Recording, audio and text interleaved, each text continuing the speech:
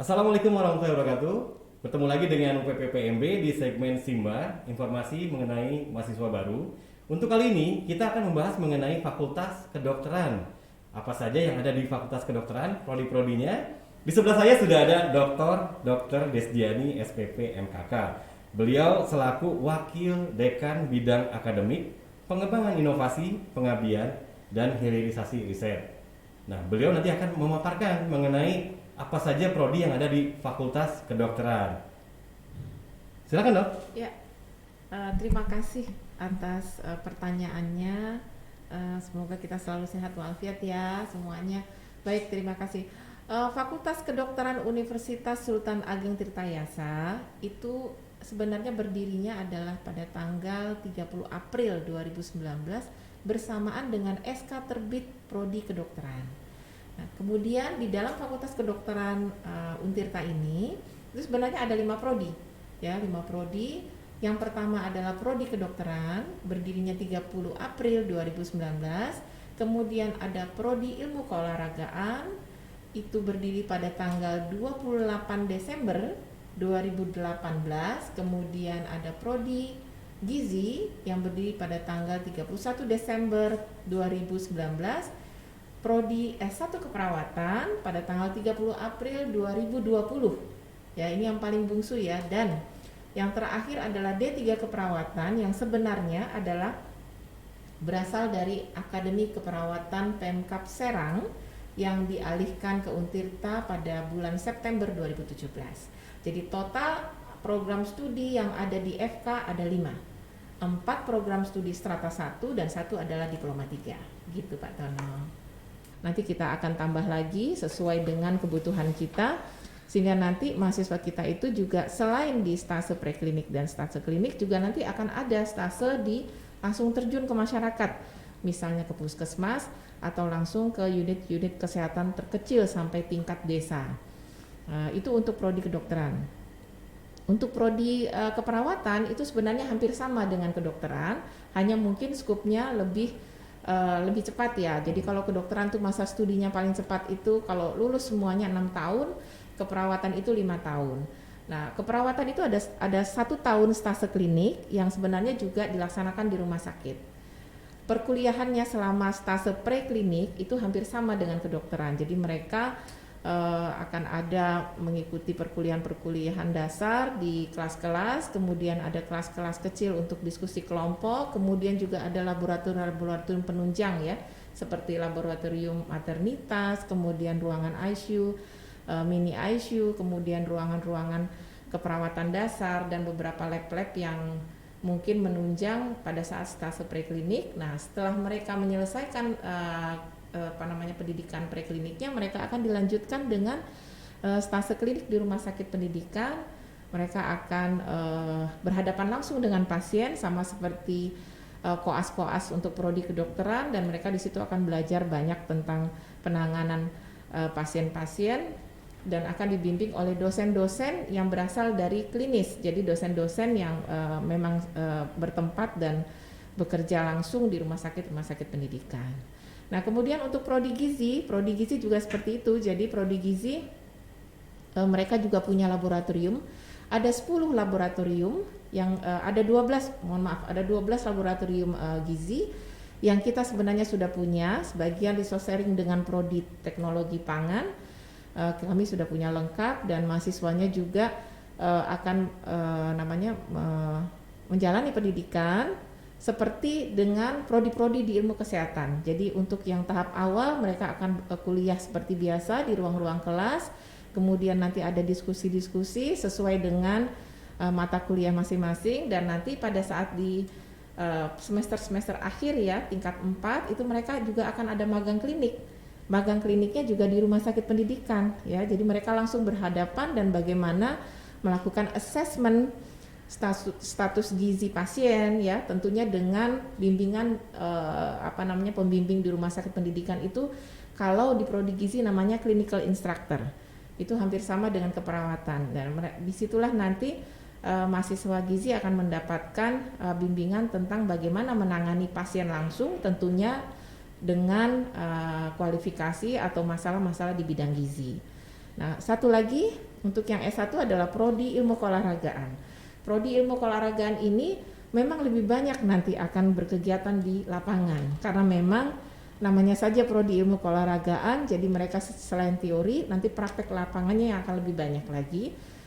Alhamdulillah kita sudah punya beberapa lapangan, tentunya juga terintegrasi dengan fasilitas ada di universitas seperti lapangan basket, voli dan sebagainya. Mungkin yang kita butuh lagi adalah lapangan atletik, sepak bola dan kolam renang yang kita akan bekerja sama dengan stakeholder. Jadi dan mungkin juga resource sharing sehingga insya Allah segala kebutuhan untuk praktikum dan praktek lapangan mahasiswa ilmu keolahragaan di FK Untirta itu sudah cukup memadai. Setelah itu ada lagi namanya D3 keperawatan. D3 keperawatan ini lebih ke praktikal ya, lebih ke prakteknya sehingga masa studinya jelas jauh lebih cepat dibandingkan S1. Dan mereka pada tahun kedua pendidikannya mereka sudah langsung terjun ke rumah sakit untuk langsung mempraktekkan ilmu-ilmu yang didapatkan karena memang masa studinya jauh lebih cepat sehingga mereka lebih siap secara implementasi dan praktik sebagai keperawatan dibandingkan dengan S1 karena S1 itu memang lebih juga selain teori dan praktek juga ada manajemennya begitu. Nah D3 keperawatan juga stase kliniknya juga dilakukan di rumah sakit pendidikan yaitu Rumah Sakit RSUD Derajat, dibantu juga dengan RSUD Banten dan beberapa rumah sakit lainnya akan menunjang pendidikan. Detail ya, sudah jelas itu penjelasan tadi dari Dr. Des. Nanti mungkin siswa pengen bertanya dok, proses pembelajaran seperti apa? Apakah banyak di prakteknya atau teori? Ya tadi kalau kita dengar begitu banyak ya, apa maksudnya untuk di lapangan ya, labnya segala macam lapangan itu cukup banyak dan cukup lengkap. Dan apakah nanti persentase proses pembelajarannya banyak di lapangan atau praktek? Atau malah banyakkan teori? Seperti apa dok? Baik, saya ambil contoh misalnya untuk yang program studi kedokteran ya, S1 kedokteran itu 4 tahun akan dilaksanakan preklinik, artinya di kampus. Kemudian 2 tahun berikutnya barulah di stase klinik full itu di rumah sakit sampai mereka betul-betul lulus jadi dokter dan dilantik jadi dokter. Untuk masa studi dari tahun pertama tahun keempat kalau lancar maka mereka akan walaupun sudah juga melakukan namanya simulasi pasien, tapi itu adalah bukan pasien langsung. Jadi bukan pasien yang betul-betul sakit, tapi itu adalah pasien yang bersikap atau diperagakan menjadi pasien simulasi sehingga nanti mereka bisa berlatih bagaimana cara berkomunikasi, anamnesis, pemeriksaan fisik dan sebagainya serta mendapatkan data-data penunjang sehingga dengan mereka berlatih menganalisis kasus per kasus mereka akan terbiasa nanti setelah stase klinik. Nah, jadi nanti sistem pendidikannya memang seperti itu, lebih banyak kasusnya juga tapi tetap basic teori itu pada tahun pertama sampai tahun keempat itu kita kuatkan. Nah kemudian makin tinggi tingkatannya, makin tinggi semesternya, maka kasus-kasus yang sifatnya case method itu akan lebih banyak lagi dan itu akan full betul-betul berbasis kasus pada saat mereka stase klinik di rumah sakit pendidikan. Demikian juga yang keperawatan dan tidak jauh berbeda dengan gizi. Nah untuk yang IKOR bahkan mulai dari tahun kedua itu mereka sudah banyak ke lapangan. Ya, jadi mereka mempraktekkan dan nilai-nilainya memang sebagian besar itu bukan hanya teori tapi didapatkan jadi dari praktek-praktek lapangan sehingga memang khusus prodi IKOR ini memang kita butuh sarana prasarana lapangan ya yang menunjang dan kita harapkan juga akan semakin baik kualitasnya gitu mungkin. Oh iya, buat adik-adik mungkin pengen tahu juga nih di mana sih lokasinya karena kan kita ada tersebar di 5 lokasi. Nah, apakah di Fakultas Kedokteran ini ada di semua lokasi atau hanya lokasi tertentu saja? Gimana dok? Ya baik, untuk prodi kedokteran, gizi dan prodi ilmu keolahragaan itu sudah ada di kampus Pakupatan, ya Untirta Pakupatan. Hanya mungkin untuk saat ini, mungkin nanti tahun depan mungkin baru akan pindah total. Khusus untuk laboratorium di program studi kedokteran, sebagian besar masih di Untirta Cilegon. Nah, kemudian untuk keperawatan, baik itu S1 keperawatan maupun D3 keperawatan, itu semua kampusnya ada di Kepandean. Jadi mereka bergabung menjadi satu. Nah, mungkin itu lokasi-lokasi tempat pendidikannya. Berarti ada 3 lokasi ya untuk yang Fakultas Kedokteran, ada di kampus Cilegon, kemudian kampus Kepandean untuk yang keperawatan, dan sisanya ada di kampus Pakupatan.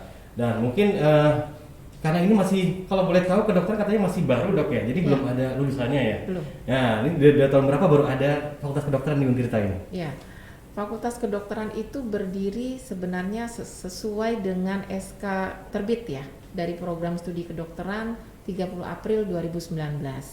Nah, sebenarnya prodi IKOR dan prodi gizi itu sudah keluar SK terbitnya itu sekitar Desember, IKOR itu 28 Desember, gizi 31 Desember, kemudian keperawatan yang tadinya D3 itu adalah dimiliki oleh Akper Pemda Kabupaten Serang, kemudian dialihkan ke Untirta itu tanggal 28 September 2017 kira-kira, mudah-mudahan saya tidak salah ya. Kemudian untuk S1 keperawatannya sendiri berdiri SK terbitnya 30 April 2020. Jadi memang semua program studi yang ada di Fakultas Kedokteran ini memang relatif masih baru. Rata-rata baru tahun ketiga ya. Untuk S1 keperawatan ini baru tahun kedua. Begitu. Jadi memang belum ada lulusannya. Oke. Walaupun masih baru di Fakultas Kedokteran, itu tim pengajarnya atau dosen-dosennya juga mantap-mantap. Nah, boleh tahu dari mana saja nih tim pengajar untuk yang di Fakultas Kedokteran? Khusus untuk prodi kedokteran itu masih diampu oleh Fakultas Kedokteran Universitas Indonesia. Jadi memang kami itu Fakultas Kedokterannya itu berdiri selain juga bergabung dengan beberapa prodi yang lain, tapi khusus untuk prodi kedokterannya itu diampu oleh Fakultas Kedokteran Universitas Indonesia. Sedangkan untuk prodi-prodi yang lain memang dari awal sudah mandiri, tapi karena itu tergabung dalam satu fakultas, maka FKUI pun ikut juga membantu pelaksanaan dan manajemen serta mengevaluasi serta monitoring pelaksanaan pembelajaran perkuliahan di seluruh prodi. Gitu. Jadi untuk pengajarnya bukan hanya dari Untirtanya langsung, tapi juga kami diajar, mahasiswa kami juga diajar, dan dosen-dosen yang ada di prodi kedokteran terutama juga istilahnya juga belajar dengan senior-seniornya, dosen-dosen dari FKUI sampai nanti pengampuan lepas sekitar 5 tahun dari awal berdiri gitu. Mungkin ada pertanyaan lagi ini untuk yang adik-adik SMA. Jurusan apa saja yang bisa daftar atau memilih di Fakultas Kedokteran? Silakan. Ya, baik. Untuk prodi-prodi rumpun ilmu kesehatan, mungkin masyarakat sudah tahu bahwa memang harus berasal dari sekolah menengah ya atau madrasah aliyahnya yang jurusan MIPA atau jurusan IPA ya. Hampir semuanya.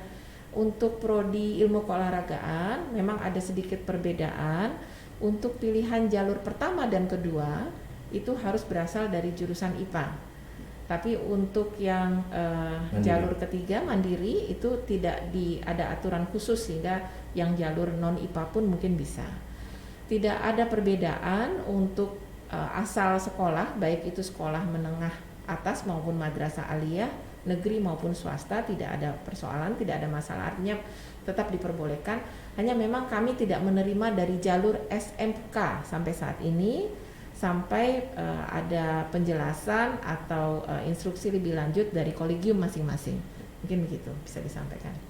Baik adik-adik, tadi sudah jelas pemaparan dari Dr. Des.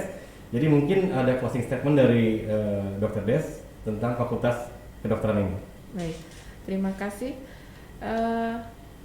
Untuk seluruh peminat calon mahasiswa khususnya Fakultas Kedokteran, prodi kedokteran, prodi keperawatan, prodi gizi, prodi IKOR dan prodi D3 keperawatan, jangan ragu untuk memilih FK Untirta. Jangan ragu untuk memilih kami karena insya Allah Fakultas Kedokteran Untirta itu betul-betul fakultas kedokteran yang sangat visioner dan berkualitas karena kami sudah mempersiapkan mulai dari SDM dosen yang mumpuni, kemudian sarana dan fasilitas yang cukup dan sangat-sangat memadai untuk saat ini, dan juga lingkungan perkuliahan, kemudian dukungan dari masyarakat Banten, dukungan dari semua stakeholder dan pimpinan itu sangat-sangat besar dan sangat-sangat mendukung kami semua, sehingga nanti kita harapkan mahasiswa-mahasiswa yang masuk dan berkuliah di sini akan mendapatkan yang terbaik,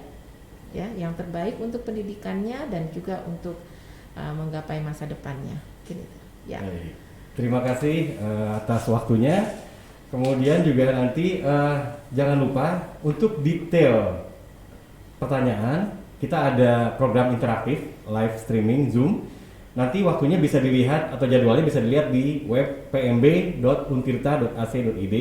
Di situ adik-adik bisa langsung berinteraksi dengan kepala prodi atau kajurnya, ditanyakan mengenai prodinya lebih detail lagi, ada di situ, dan proses pembelajarannya mungkin ya. Jadi jangan lupa terus lihat update informasinya di web pmb.untirta.ac.id. Mungkin itu saja. Terima kasih. Terima kasih atas waktunya. Ya, Assalamualaikum sama-sama. warahmatullahi wabarakatuh. Waalaikumsalam warahmatullahi wabarakatuh.